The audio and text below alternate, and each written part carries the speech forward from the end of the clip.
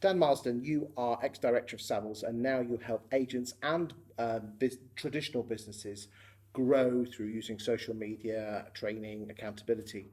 Um, do you think businesses are transparent enough to let their staff know where the business is going and how it can help them grow their business?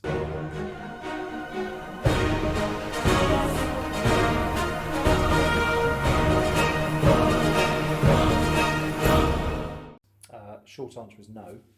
I think there are enormous benefits for having transparency in that business. For business leaders to make their teams aware of, if they've said in a meeting, I want you here, with no idea of how to get there, it's quite obvious looking at, let's say, the P&L, let's say the forecasting, let's say whatever you've got, financial tools you have. I think financial management inside a company, not just for the leaders to show to a bank or to show to anybody else. I think if you show a team that you want to get here by the end of the year, and this is how we've got to do it, then all the activities that you set out to do that thing make sense. And then at the end of quarter one, for example, things aren't quite happening.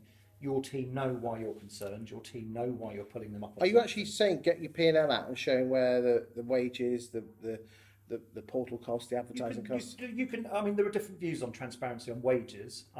You could lump it all together, though, couldn't you? Yeah, I'm not entirely sure where I sit on showing people individual salaries. I think that's a question for recruitment, interviewing, all that sort of stuff. People will pitch better in an interview than the bloke next door that does the same job. That's life. I'm not sure where I stand on that. Where I do stand is if you just show the business cost and split them down to the core things and say, look, this is where we need to be by the end of quarter two because we need this and this is what our cost base is. I think it's really important that staff understand that.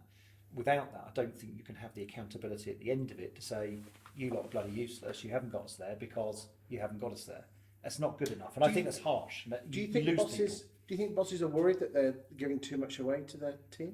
I think they need to worry more about losing good people because they don't share that with them. I think you've got to treat your staff like adults, and if you feel like you can't do that, then you've employed the wrong people.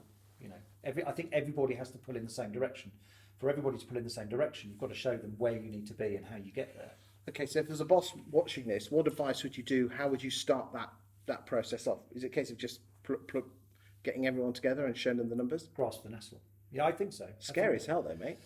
It's scary, but it's scarier to lose people to other companies that are prepared to have that sort of more open approach to their business, that are investing more in their teams, that do trust them with big decisions.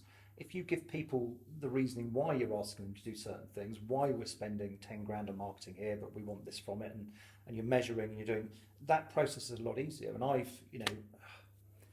I know it works. I've seen it work because my old team I've worked in New Homes, I had a team of 20 people.